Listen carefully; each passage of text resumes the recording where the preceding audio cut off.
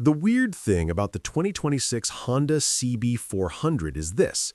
It might be one of the smartest bikes Honda could build right now, and most riders in the US would scroll past it without a second thought. Because on paper, 400cc doesn't sound exciting.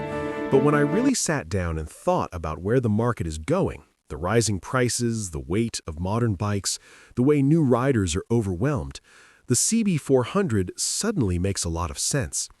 I've ridden enough middleweights to notice something. Once you cross 660cc, the fun starts changing. It becomes about speed, power numbers, highway pulls. But around 400cc, it's about control. It's about rhythm. That's what makes the CB400 interesting to me. If Honda brings back that classic inline-four smoothness the old CB400 Super 4 was known for, but updates it with modern electronics and emissions compliance, this could quietly become the best everyday street bike in the lineup. And here's what most people miss. They assume a 400 is just a beginner bike. I don't buy that. I compared it mentally to something like the Yamaha R7 and even Honda's own CB650R. Both are great bikes, more power, more presence, but also more weight and more money. For a rider who commutes, rides weekends, maybe hits some twisty back roads, do you really need 90+ horsepower? Probably not. What surprised me was how balanced 400cc feels in real-world riding. Enough torque to move quickly in traffic, enough top end to have fun, but not so much that you're constantly holding yourself back. There's a calm confidence in that. Another thing people underestimate is weight. If Honda keeps the CB400 light, under 420 pounds wet, that changes everything. Lighter bikes feel faster than their numbers suggest. They feel playful. And playful bikes get ridden more. I've noticed that the bikes I keep the longest aren't the most powerful ones. They're the ones that don't exhaust me, the ones that feel easy to take out on a random Tuesday evening. The CB400 could be that bike. Now, let's talk about styling. If Honda leans into the neo-retro look like the CB650R, but scales it down, that could be a sweet spot.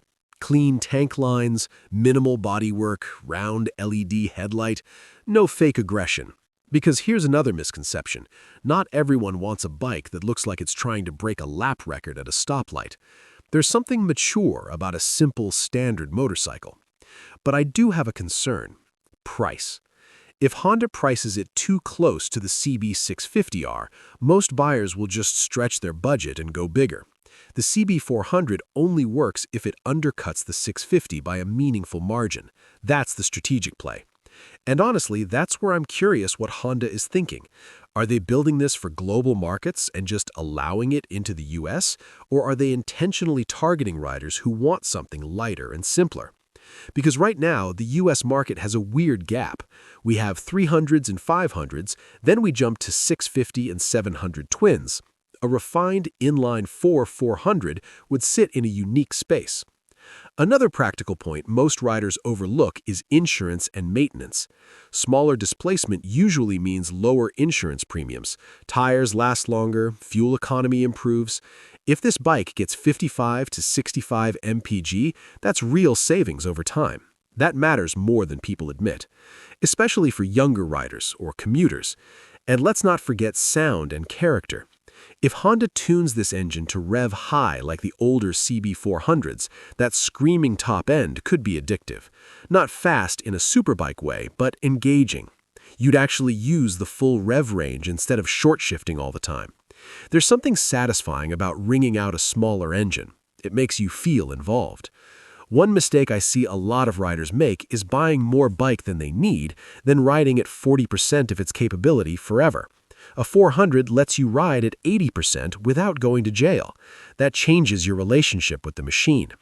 Would it dominate spec sheets? No. Would it win drag races? Definitely not. But would it become someone's favorite daily ride? I think it could.